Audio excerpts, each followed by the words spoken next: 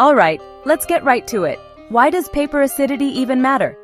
Especially if you're a bookbinder or a crafter, this is the secret sauce that determines whether your beautiful work will last a lifetime or crumble away before you know it. So, what does acidity mean when we're talking about paper? Picture this. Every sheet of paper is like a mini chemistry lab. If it has a low pH, anything below 7, it's acidic. If it's neutral or a little above, say between 7 and 8.5, it's what we call acid-free. Acid-free paper isn't just a marketing term. It means the paper has a pH that's neutral or slightly alkaline, and it contains zero lignin. Lignin is that sneaky plant compound that, over time, turns paper yellow, brittle, and just plain sad.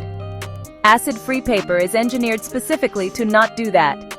That's why libraries, museums, and serious binders demand it. Here's the science. According to studies published in the journal Respirator, acidic papers can lose half their strength in as little as 30 years. Meanwhile, acid-free papers, stored under the same conditions, can last for centuries. Think about it, centuries.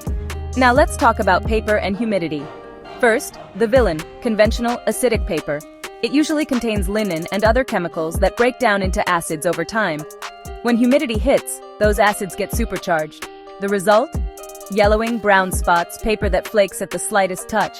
And because it's more porous and unstable, mold and mildew love this stuff. Ever opened an old book and gotten that musty smell? That's the chemical breakdown in action. And don't even get me started on ink. On acidic paper, ink can feather, bleed, fade, or even eat right through the page. It's a nightmare if you care about your art or your archives. Now, the hero, acid-free paper. It's got a stable, neutral pH, no lignin, no secret acids waiting to attack. With humidity, yes, it can still warp a little, but it holds its structure. It fights off mold better, colors stay crisp, textures stay smooth, and your calligraphy or watercolors, they look just as fresh years later as the day you made them. Here's a quick lab comparison. Store both types of paper in a humid room for a year. Acidic paper turns yellow, gets crunchy, and loses up to 40% of its strength. Acid-free paper?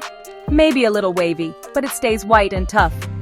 That's why conservators and pros swear by it.